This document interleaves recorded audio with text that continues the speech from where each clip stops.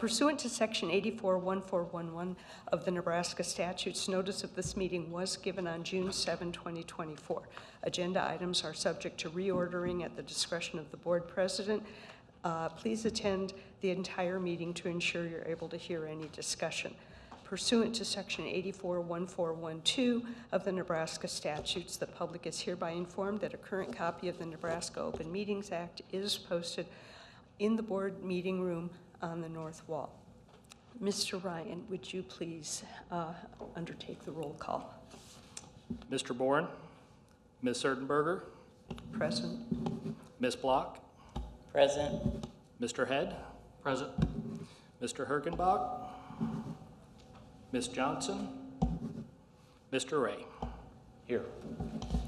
4 present. Ms. Erdenberger.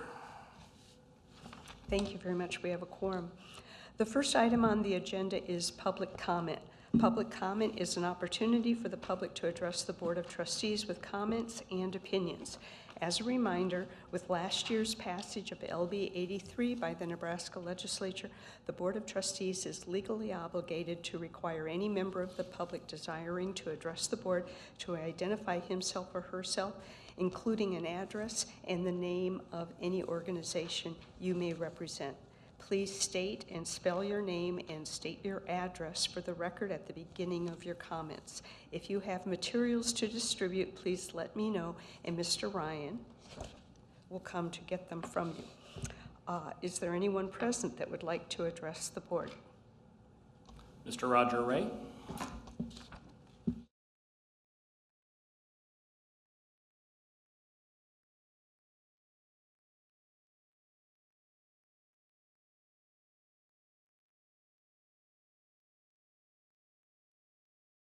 Good afternoon. My name is Roger Ray, spelled R-O-G-E-R-R-E-A. I live at 12914 Pacific Street in Omaha, and I'm here as a retired member of the Omaha retirement system. I've addressed you a number of times. It's my last opportunity to address you in person prior to the transfer of the management to Lincoln. There are several things I would like to reiterate. I've said several times, but I have not heard anything back about what's happening on these things. We need to know who's going to represent OSERS on the NPERS board come September 1. I know that the governor has to make that appointment, but I think we need to apply pressure to the governor to get that done so that we have some representative of the voting rights when the meetings start in September, because the transition is effective September 1st, and I think the first meeting will be that second week in September. I mentioned a couple of times we need to have an OSERS handbook. We used to have one in the past. I have examples here of the ones that they have for the state retirement systems for teachers.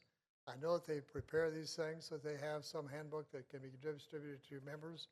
And I would hope that the OPS personnel office or somebody here at OPS would be asking for that so they would have a supply that they could give to people as they contemplate retirement. It'll be the first time that members will not have to come to OPS to get the information. I think they're used to coming to OPS. I think you should be able to have that ability to give that information to the members if they ask for it. I've mentioned several times that there's been some problems in the past with employees from OPS having an opportunity to attend OSERS meetings. The OSERS meetings have been held at 4 o'clock in the afternoon as a result. The NPERS meetings are not held at 4 o'clock. They're held in the middle of the day on a Tuesday, as I recall, perhaps on a Thursday or something, but it's during the week. Plus, they have additional time that the people are required to attend for workshops as well as for training sessions. In the past, they've required that the people from OPS take personal leave time or a loss of pay. I think that's inappropriate. I think the OPS policies ought to be changed if they're not already changed, so that people who are representing OSERS on the NPERS board do not lose leave time or pay in order to comply with the state law that allows them to have representation. I know that there will be a change in the transfer in the management and governance on September 1. I understand that the OPS is going to be preparing the final checks that are going to be coming out September 3rd. Sometime later this month, perhaps Mr. Ryan will address that during his remarks. But somehow that information should be communicated to the members. I will communicate it to the members that I have in touch with. But I'm only in touch with about 1,000 members total. and there's more than 5,000 retiree members. So that somehow you need to find a way to communicate with other 4,000 people who are retired and not able to get information through the normal channels that we've set up in the past. I know that there's going to be a termination of the monthly statements about how much money is being deposited to your account come September. That is going to be problematic for a lot of folks, especially if the numbers change. And the numbers will change for OSERS differently than they change for NPERS. We have a medical COLA that comes in October. That means as soon as the transition occurs, the people who are at NPERS are going to have to find some way to notify the people in October of what the amount is going to be direct deposited in their account if they're affected by the medical COLA. There's also a general COLA that's applied in January. Again, that comes fairly quickly after the transition, and I hope that that has been communicated to NPERS so that that information will be available to the members who are going to have changes in their direct deposit. And finally, the communication is a key, and I'm not sure exactly how NPERS is planning to communicate with the members of OSERS who are going to be part of their organization. I know in the past they've had a newsletter called Retirement Roundup that was mailed to the members. I don't know if they still mail that as a physical copy or send it as an electronic copy, but keep in mind, very few of the retirees that use from OPS have an email address on file with OSERS. And that's going to be problematic in terms of that communication. And the communication is what's going to be key in trying to hold down confusion and concerns about the transfer. Finally, there'll be 1099-Rs issued at the end of this year. OPS has been paying for the first 9 months, January through September, and NPERS will be paying for the last several. I'm assuming that there'll be 2 1099-Rs. That information needs to be communicated to the members as well. We were told that NPERS would have a regular communication with the members. They've now sent 1 letter. I thought they were going to send 3. If they send 1 more before the end of August, that would be 2. That's still a substantial decrease from what they said they were going to do. I hope that's not indicative of what's going to be happening going forward, where they say they're going to do something and then don't do it. If there are questions on my remarks, I'm glad to respond to them. Otherwise, thank you for your time. Thank you, Mr. Ray. I appreciate your comments.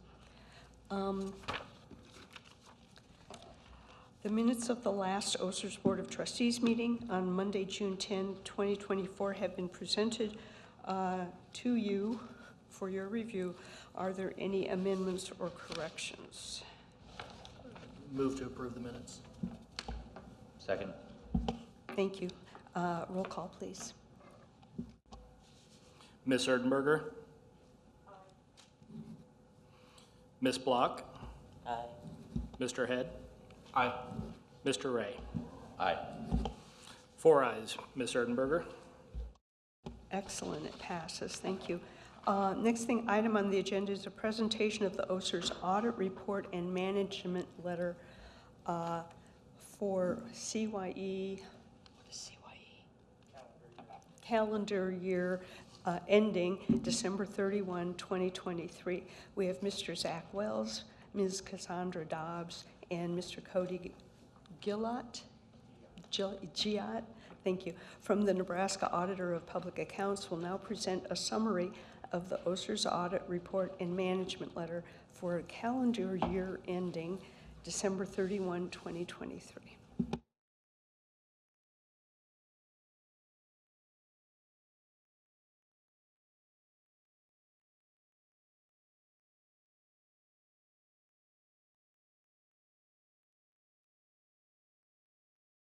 Good evening. My name is Zach Wells. I was the report signer for the audit report. I'll just do a brief intro for the audit report, and then I'll turn it over to Cody and Cassandra, who did most of the heavy lifting, and we'll go over each of the individual comments, and we'll just hit them at a high level to not take up too much of your time. We appreciate the opportunity to present to you here this afternoon. We also appreciate all the assistance that the OSERS team provided to us during the audit. Also, we appreciate you guys allowing us to discuss some of the findings in detail with the NPERS team, so they're kind of aware of some of the concerns that we may have and that were identified in the audit. So that hopefully the end result, I think that everyone's pushing forward, is that there's a good transition between OSERS to the administration by NPERS. With that, I'll just hit a couple of highlights. We issued an unmodified opinion, meaning the financial statements were materially correct. Some of the financial information, there were about $130 million in contributions. Benefits and refunds were $155 million. The net position available to pay benefits to members at the end of the year was $1.58 billion. And the fiduciary net position to total pension liability, or basically the funding percentage, was about 58% as of, that's a little bit different. That's as of August 31st of 2023. But anyhow, that's kind of some of the highlights, I guess, as far as the financial data. But then I'll turn it over to Cody and Cassandra to kind of go over the management letter in detail. All right, thanks. Hello. We'll go over the management letter here, some of the findings, and as we go through it, we'll kind of focus more on those items that could be affecting the transition that's coming up on September 1st, over some of those other items that might not be as pertinent to that upcoming transition. In our management letter, our first finding was regarding some issues with management oversight. Some of those issues included prior audit findings that were not being appropriately resolved, or benefit calculations that continued to be incorrect, among other items which will kind of be highlighted as we go through some of these findings. One of the first items I want to go through is regarding prior findings, such as refund overpayments that have we identified in the prior audit that have gone uncorrected. Again, I won't go into the details of those numbers. However, we identified a number of overpayments from the prior January through March of 2023 that have not been corrected yet by management.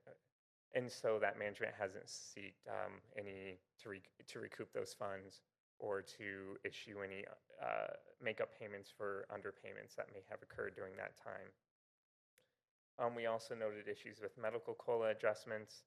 OSERS did attempt to correct some of the medical COLA payments that were being made for the wrong amounts. However, during this process, they didn't identify all errors, which resulted in some members continuing to not get the correct amount of medical COLA payments. Again, that will be something to look into as that transition comes up, and just making sure that beneficiaries are receiving the proper amount of payments. We also noted that state service annuities were being paid out to beneficiaries. This has been a long time practice by OSERS. However, there's no statutory authority to pay out the state service annuity to beneficiaries upon a member's death. We brought that to OSERS' attention in the past. During this calendar year audit, there were steps taken to try to correct some of those balances, but again, not all beneficiaries who were receiving those payments were identified, so some of them continued to receive payments. One of the reasons that occurred was because some of those beneficiaries were not properly classified within the OSERS system, which again is something to look at as that transition comes up, and making sure that NPERS is receiving accurate membership data. And then of course, some ongoing benefit calculation errors. That's kind of all I wanted to cover from that first finding. I'll let Cassandra go over our second finding in that management letter. The second comment in the management letter is on inaccurate benefit calculations. We noted during our testing of new retiree benefits several errors in the calculation of those benefits. For the most part, these are issues that were brought up in prior audits that have not been corrected, such as using the incorrect actuarial reduction factors for optional forms of benefits, applying the actuarial reduction factors to the state service annuity, incorrect service years used in the benefit calculation, no COLA being applied to the state service annuity, as well as some issues with documentation for bank account numbers and for members' ages to apply those actuarial factors. And those, for the most part, as I mentioned, are issues that have brought up in prior audits that haven't been corrected. And as far as we know, there are no steps taken to adjust those benefits for the incorrect actuarial factors, but we do believe that the factors that NPERS has will be correct going forward, so new benefits will be correct going forward. And I'll let Cody go over the refund issues. All right, our third management letter item was regarding refund issues. Again, this was just a lot of refunds that were issued for the incorrect amount, one of which was for an overpayment of $53,000. As far as we're aware that recoupment of that overpayment hasn't occurred yet, and we noted in our report that efforts to recoup those funds have been lacking a bit.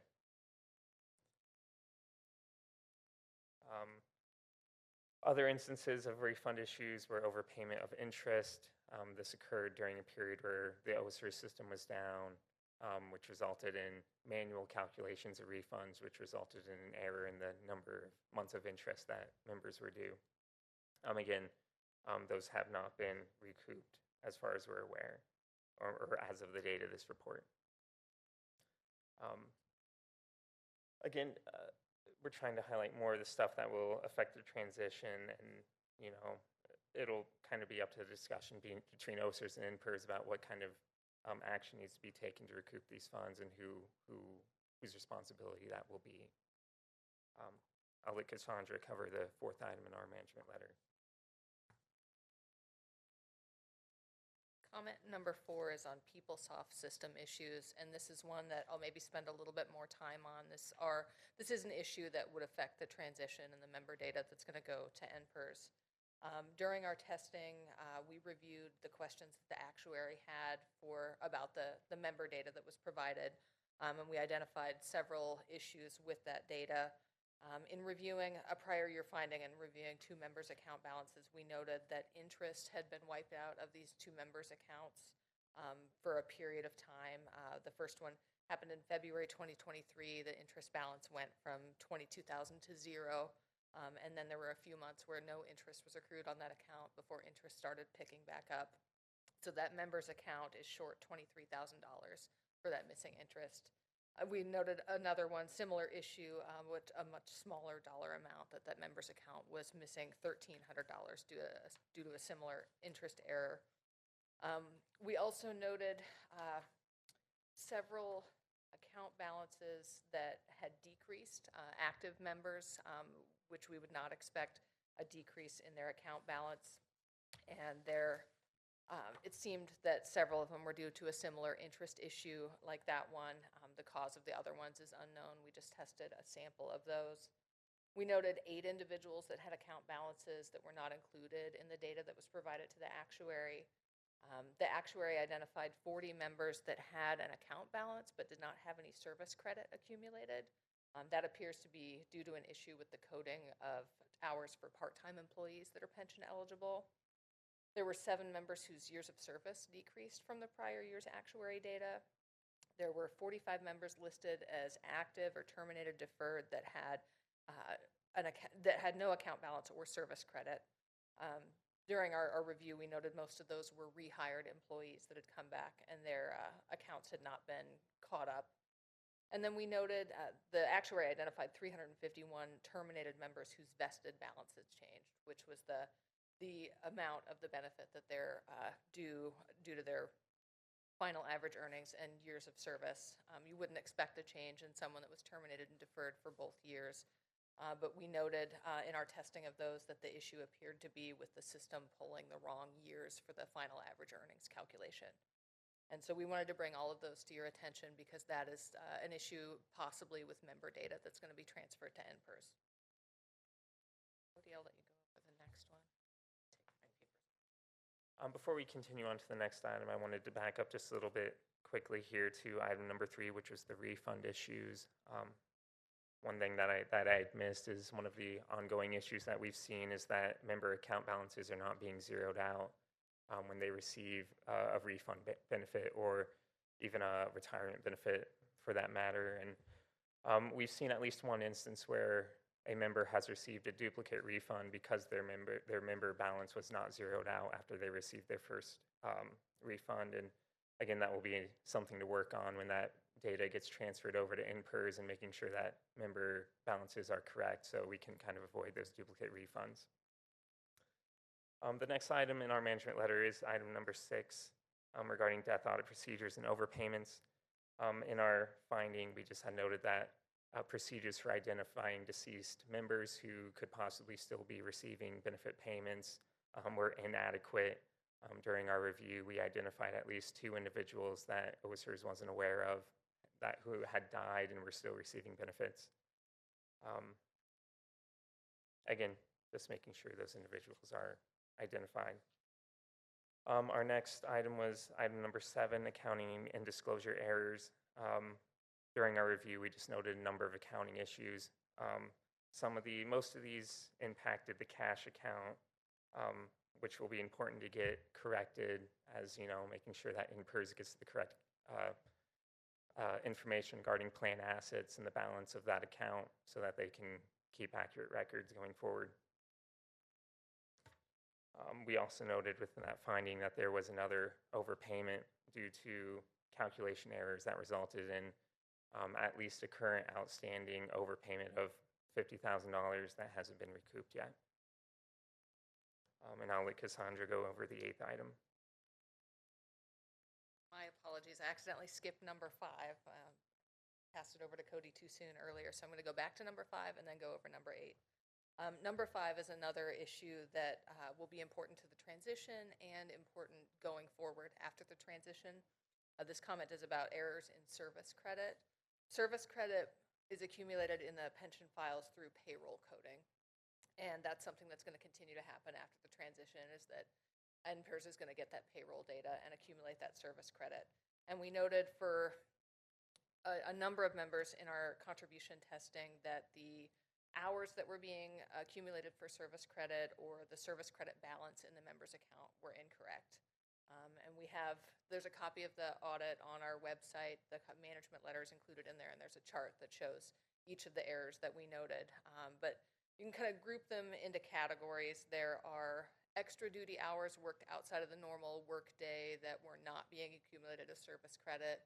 There were additional duties that were worked during the normal work day that shouldn't be accumulated as extra service credit that were being accumulated as extra service credit. There was the error that we noted with part-time employees who are pension eligible with their hours not being accumulated as service credit. There's also an issue with people who were previously not eligible that become eligible, that when their account is created, old hours that were not eligible service get pulled in as service credit because they had that special payroll coding to them. And accumulating those hours and having that payroll coding correct is going to be important going forward, even after the transition. And then I'll go on to number 8, which is my last comment, and then I'll hand it back over to Cody for one more. But this one is on purchase of service credit, which is something that would affect a small number of members, but would affect members' account balances and service credit when they go to retire. We've noted every year since we've done the audit errors with purchases of service credit. And most recently in 2022 and 2023 audits, we noted that purchases were not being updated in the member's account, were not reflected in the member's account. They were not given the service credit that they purchased. And so that is something that we would recommend that you review before the transition to make sure all of those accounts that had purchased service are caught up. Our last item was regarding issues with accounts that had a qualified domestic relation order.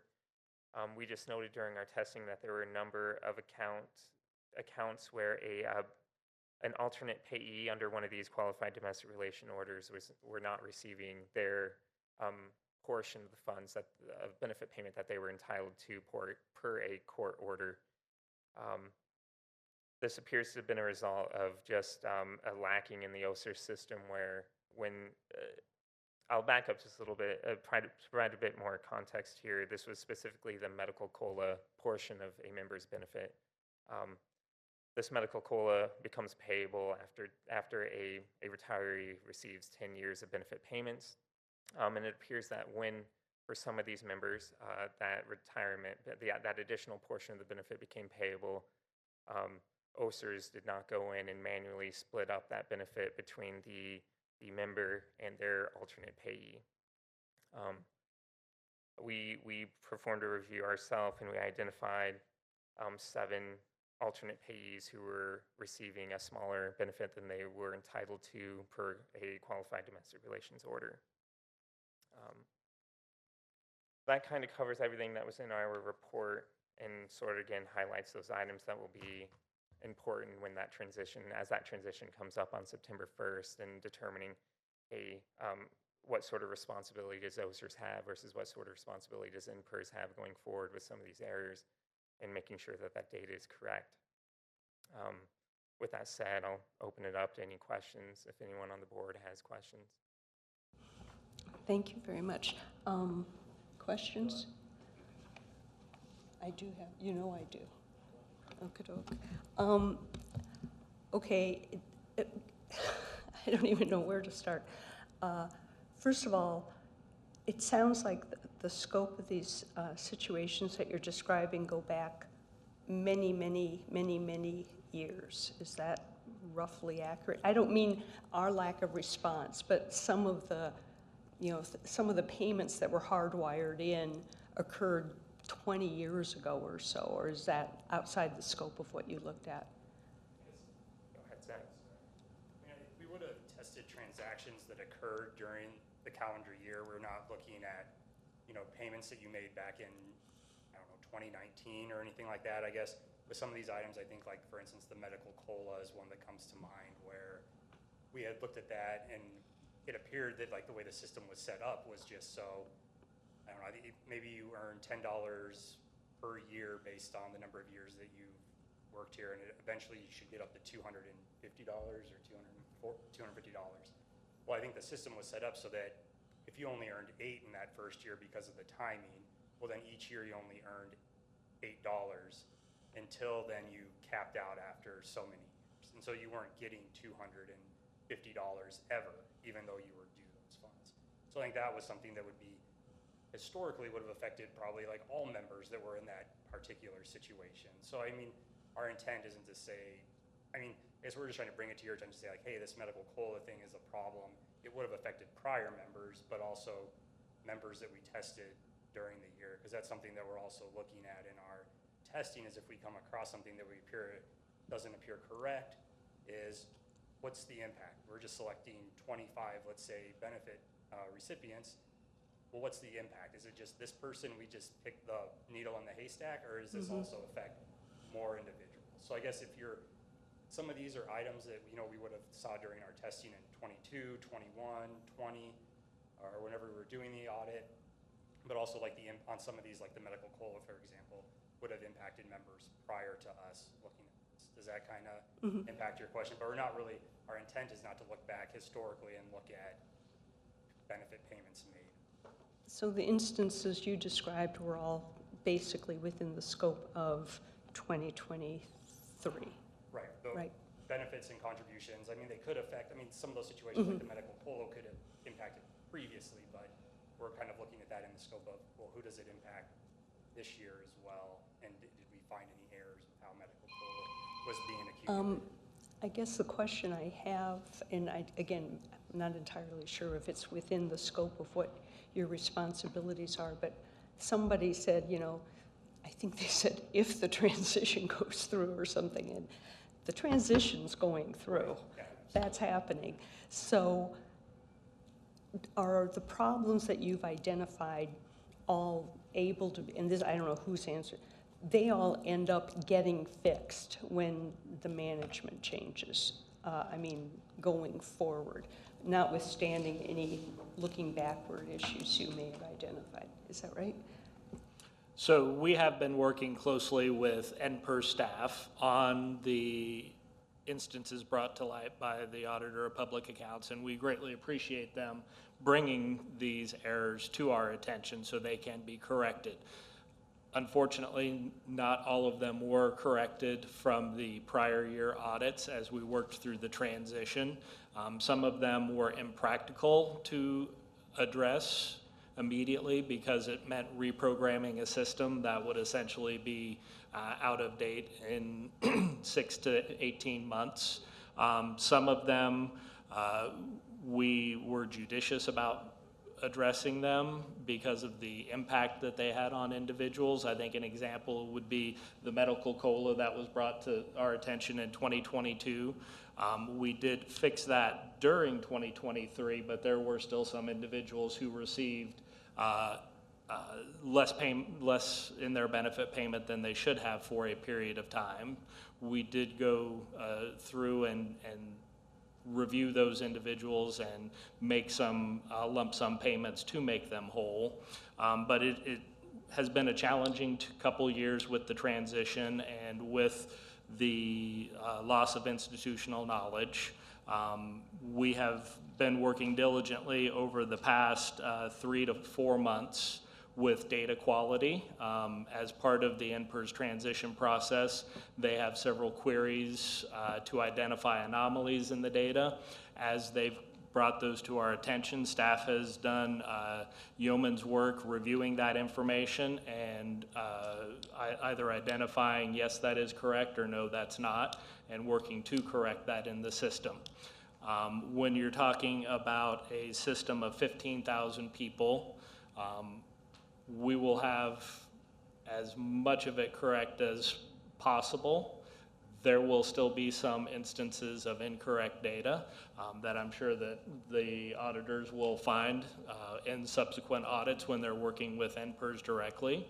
But many of the things that they've brought to our attention about account balances for individuals who have been separated and paid out a refund, service credit not being properly accrued, the purchase service, we have addressed those to the best extent possible, and do expect that the information being handed over to NPERS will be materially correct.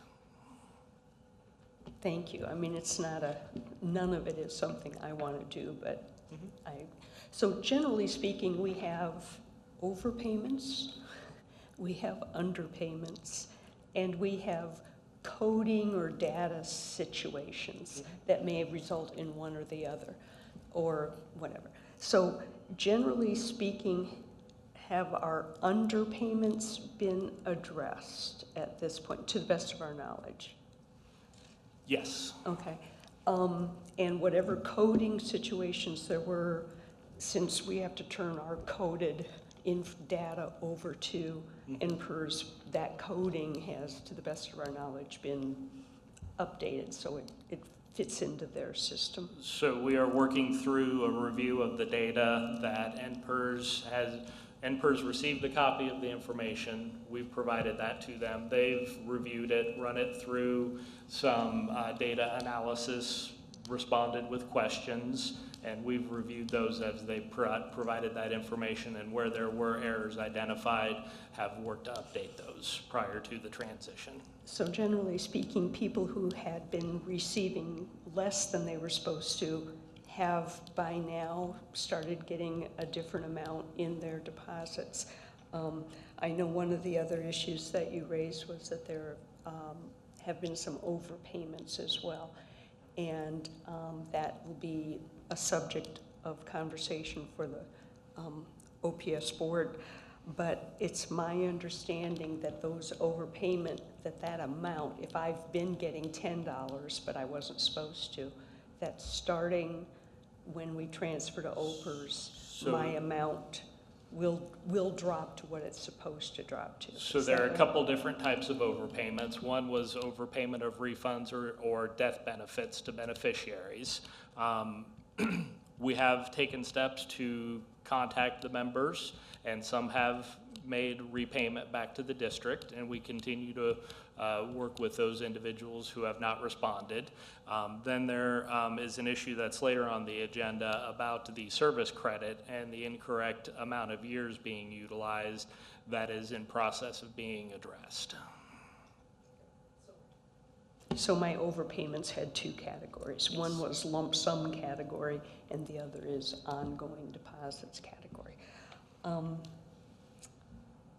Okay, well, again, as I think somebody said, this just helps us realize that we shouldn't be in the business of running a pension plan. So I am looking forward to a transfer in 32 days, right? 30 days. Okay, but that's a Saturday, isn't it? It's okay, good. Good to know. Does anybody else have any questions or comments? We're good? Okay, thank you. Again, thank you very to much. the staff for all your hard work and bringing these items to our attention. We understand the importance. Absolutely, it helps us be in a position to have a more smooth transition if we've got all the problems identified and addressed ahead of time. So thank you very much. Speaking of which, the next item on the agenda is an update on service credit for benefit calculation change. So thank you, Ms. Erdenberger. As we brought to your attention at the June 10th meeting, while NPERS was working through their programming of the system they'll use to administer the plan, they came across an area of concern regarding the amount of service credit used to calculate benefits. For the majority of the life of the OSERS system, service credit was earned in half-year increments, typically by a specific number of days worked during each semester. In 2005, there was LB 364 was passed that changed how service credit was accumulated to a 1/10 year accumulation based on the number of hours worked. What LB 364 did not change was how benefits were calculated, and statutorily they are to be calculated on the half-year increment. So you either have a whole year of service or a year and a half of service, not a 1.3 or 1.7 for the calculation of benefits. The system was reprogrammed in 2005 to utilize the 1/10 increment for accumulation of service credit for receiving benefits, but also for the calculation of benefits, which was in error. When NPERS brought that to our attention, we discussed that with legal counsel and agreed that that was the inaccurate calculation methodology. We went back and reviewed the actuarial data from the January 1st valuation, and there were approximately 552 individuals out of the almost 6,000 retirees that had their benefit calculated on the incorrect 1/10 service instead of half-year service. The monthly overpayment amount is approximately $9,100 to that group of retirees, and we estimate the approximate amount of overpayment to all of those individuals is about $615,000 to date. We indicated at the June 10th meeting that we would begin reviewing that with legal counsel. Based on their guidance, all of 552 of those members need to have their benefits recalculated and adjustments made to the monthly amount that they receive. We were beginning to embark on that project, and per discussion with NPERS, they requested that we not make that recalculation prior to the data migration at the end of this month, so as it would not negatively impact it. They will do that recalculation post-conversion after September 1st and communicate that out to individuals.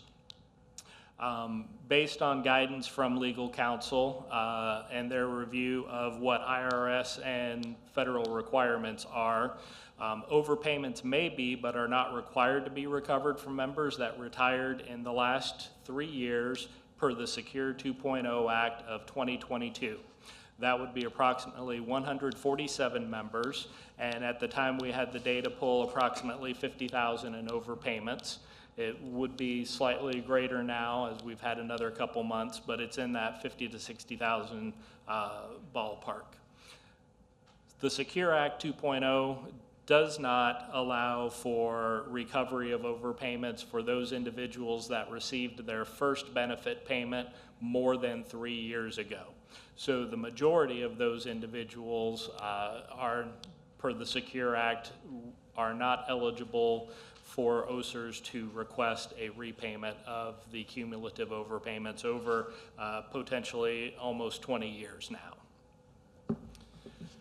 We would recommend that the trustees formally waive the collection of any overpayments to new retirees during the last 3 years that had an incorrect benefit calculation based on measuring their service credit in 1/10 increments instead of the half-year increments per state statute. Thank you very much, Mr. Ryan. Questions? So just to confirm, and I think this is what I said before, but it's more pertinent now. how many people are receiving overpayments? Is that the 550? 552. Okay. You gave a number of $9,100 a month, and that's total from our side. Correct. Could you remind me what the range of those overpayments is for those people? So the monthly overpayment payments range from a few cents up to $60 to $70, if my recollection is correct. And the reason I'm asking, of course, is what's going to happen is NPERS is going to recalculate, and the payment I'm getting might be $60 lower starting with my October payment. They will perform that recalculation and communicate with the member directly of the need to recalculate their benefit and what it is moving forward prior to them administratively lowering the benefit payment. Are we in a position to ask NPERS when they notify them that their payment is going down, that we have, presumably, if the motion passes, decided to waive, that we have the right to recover some of that, but we have chosen not to? We have been in communication with NPERS on this matter regarding the recovery of overpayment, and we've indicated that the trustees would be waiving any repayment by those individuals per the Secure 2.0 Act, and we will follow up with them as they work through this.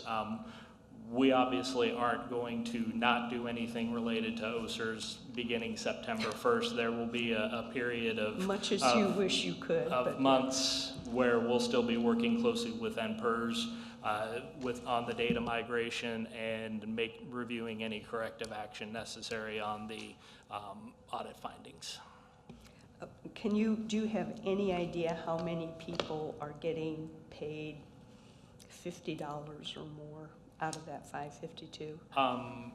Certainly it would be a small majority. The majority of those individuals are under the $20 to $25 range, but there are, out of the 552, probably in the $40 to $70 range would be 50 or so. And my question about notifying them that, you don't want to find out you're getting $50 less. I would like at some point for them to say, but OPS, out of the goodness of its heart, has decided to not ask you to repay the amount you got over, but that's a totally different story.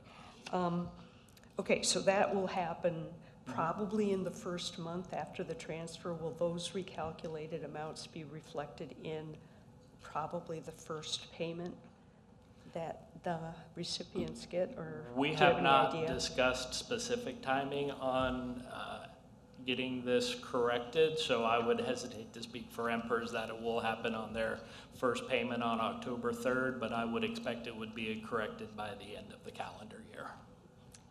That's CYE, Mr. Ryan.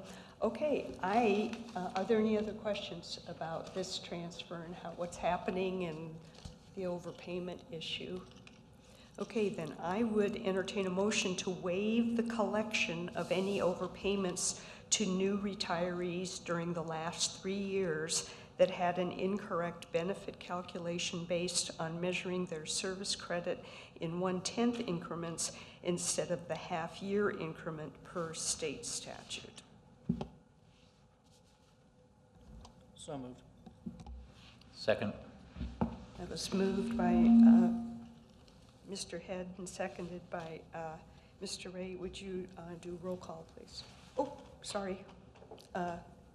Before we do that, let's hear from our attorney. Yeah, I apologize for the interruption. David Kramer, Barrett Home LLP, 1500 Woodman Tower. We had an opportunity to review this, obviously, and discuss. I think in light of what the full board is going to consider taking action on Monday,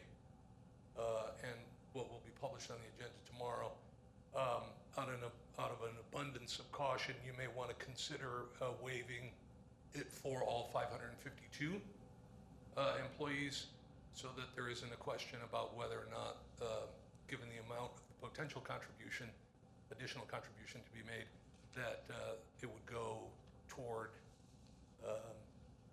the folks who were pre-2021. So just a brief amendment to that to make it to all 552 employees that are affected. Okay. Oh, go ahead. Mr. Kramer, Yeah. would an appropriate motion be to waive the collection of any overpayments to any retirees that had an incorrect benefit calculation based on measuring their service credit in 1/10 increments instead of the half-year increment per state statute? Yes. Okay. I didn't know I was going to be running this meeting, but I believe that was a friendly amendment to the motion that was made. Okay with Mr. Head, okay with the person who seconded it? Okay, then thank you very much, Mr. Kramer. I really appreciate that. That's probably a good idea. Roll call, please. Ms. Erdenberger, Aye. Ms. Block, Aye. Mr. Head, Aye. Mr. Ray. Aye. 4 ayes, Ms. Erdenberger. Motion as revised passed. Thank you. Mr. Ryan will now provide an update on the OSERS management transition to NPERS in 30 days. Thank you, Ms. Erdenberger. I'm happy to report that we continue to be on track for a successful conversion of data to NPERS by August 31, 2024. At our last steering committee meeting in early July, there were no escalations or issues noted by NPERS staff or their contractors. I will note that while we will have a successful transition of the data essential to them operating the system beginning September 1st, there will be some, as they categorize it, non-essential data for monthly transaction processing that we will still be working on for a period of days and weeks and months after the transition. The Secretary of State is scanning our hard copy records for inclusion in their database. You see the number of documents that has been scanned to date, almost over a quarter of $250 million pages have been scanned, so monumental task. There are still several boxes left to be scanned, but they're working diligently on that. We, again, as we communicated at the last meeting, have finalized the cutover dates. The last date that we will officially process any transactional data regarding member records will be on August 22nd. Then the following day, on August 23rd, we will send all of those records to NPERS, and we will also begin processing our final payroll that is normally on September 3rd. That will be made on Friday, August 30th. After August 23rd, any forms or communication that comes into the OSERS office will be saved and handed over to NPERS for processing in September. We have already updated the website to indicate that after September 1st, the appropriate phone number and website or email address for staff to contact if they have questions. We will still have members of the staff in the TAC building at least probably through October. So if we do have any walk-in traffic, we will be able to provide some information to them and direct them to the NPERS. So we won't lose that personal touch point right away, but we will be referring members and their inquiries to NPERS to help smooth the transition. NPER staff will be here at the TAC building next Tuesday, August 6th for an informal meet and greet. That will go out in district postings to staff on Monday for their information. They won't have a formal presentation at that point in time. It is just more introductory, so people can put a face with some of the names that they'll be dealing with. Any questions on the transition? Yes, Ms. Erdenberger. I have a couple. This meet and greet, what time is it going to be? 1 to 3. Okay.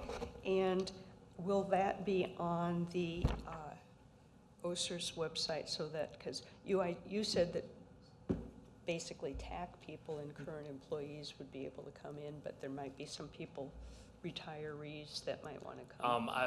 It's my understanding that NPERS was going to contact OEA retired and provide information on the meet and greet, so that way OEA retired members would have access to it. Okay, because I expect to see the three of you there, right? Also, I'm wondering if this would be an opportunity to respond to some of the issues that I think were raised by Mr. Ray. His first was, why do we not have an OSERS rep on NPERS? And You know, that is the responsibility of the governor to nominate an individual and the legislature to confirm that individual.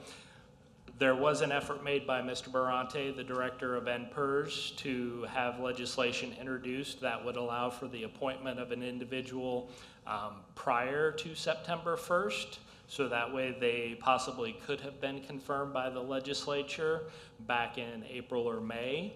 Unfortunately, that did not happen. And so at this point in time, it would be my understanding that individuals can apply for that open position through the governor's website. Governor's staff and himself would review those applications and then determine an individual to nominate and go through the hearing process, probably in January, hopefully early February. But that is largely something that is out of the control of the current OSERS administration and is a responsibility of the state to seat that member on the PERB. I think that I would be remiss if I didn't at least acknowledge that in our capacity as fiduciaries for OSERS, we should see what we can do to move that process along, although I know that the governor has other things on his mind right now, like, anyway. Who is the person or organization that has any leverage with the governor to, I mean, because it's statutory that there's supposed to be somebody on the board, right? Beginning September 1st, there should be an OSERS member on the board, specifically, I believe, a teacher per statute. I don't expect you to get it done. I'm just trying to figure out how it happens. Statute does not always align with the practical application of statute, but we would anticipate that the governor would have a nominee to bring forth early in the legislative session, but we can certainly follow up with the governor's office on that. Or if anybody out there is a really good Republican and is friends with the governor, please remind them. I think Mr. Ray raised the question about the OSERS handbook. I'm assuming that that information is on the website. So Mr. Ray is correct that there has not been an updated OSERS handbook for many years. Is that wrong? Didn't I say Mr. Ray? Oh, sorry. Go ahead. But there is a frequently asked questions and a member section on the current website that OPS is maintaining, and I would anticipate that NPERS will have an updated manual or handbook that they will utilize moving forward. And my last question, you just went over the fact that the last payment out of OPS OSERS will be taking place on February 29th, I think, or August. August, right. Sorry, August. Do we anticipate that there will, and I'm not even sure that I think notice that it's coming early needs to be made, but is there some information out there so that, So we will follow our usual process. We do currently mail a monthly statement of payment to every individual that has direct deposit, and in addition to those individuals who still receive a paper check. And so those will still go out and in the mail ahead of the payment. So while there may not be advance notice that they'll be receiving the payment a couple days early, I would think that it should not be a significant issue for our retirees. I was going to say, I get deposits directly. It will just be there a couple days earlier, but I don't look for it until September anyway. So those were all of my questions about where we're at with this transition. Did you guys have any questions? Okay, that was all the questions. And now Mr. Ryan will provide the administrator's update. So usual information to go over, plus one additional item. The actuarially required contribution by the district will be brought before the Board of Education at their meeting on Monday, August 5th. Administration has recommended that the amount of the ARC payment be $45,481,856. That is almost $11.8 million more than the amount required per the actuarial valuation of $33,686,180. This will be the, I believe, 5th year in a row that the district has made a contribution greater than the actuarial required amount, continuing to demonstrate our commitment to the fiscal security and long-term stability of the OSERS retirement system for our past, current, and future employees.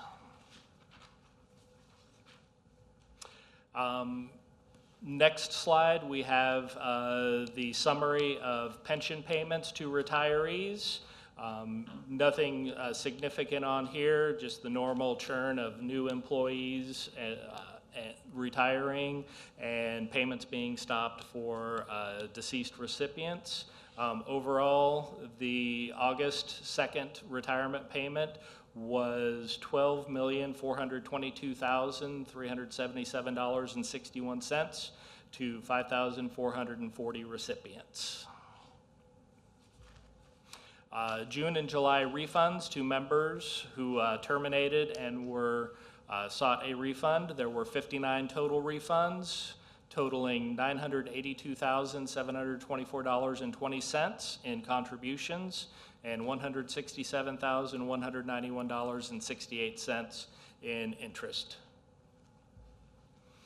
Next, we have the financial statements, which are a little bit of an eyesore on that chart.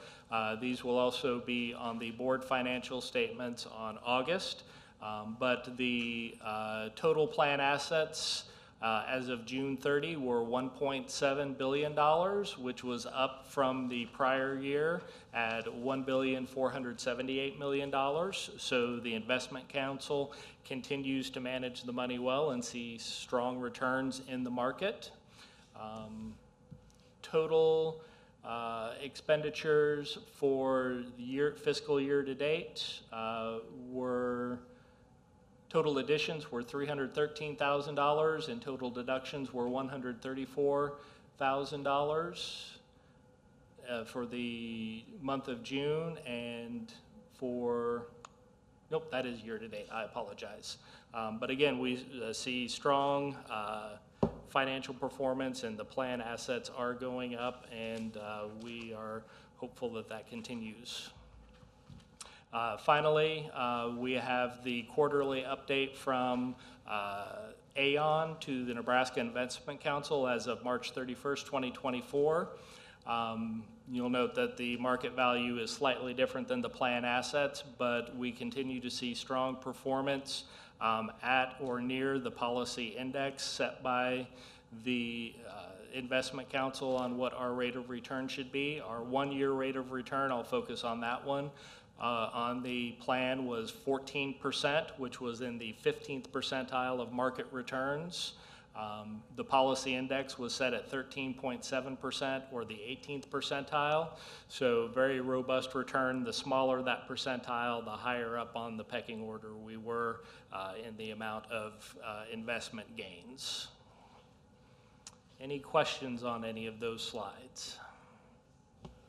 I just wanted to reiterate that we are paying almost $12 million more in our ARC payment than is required, right?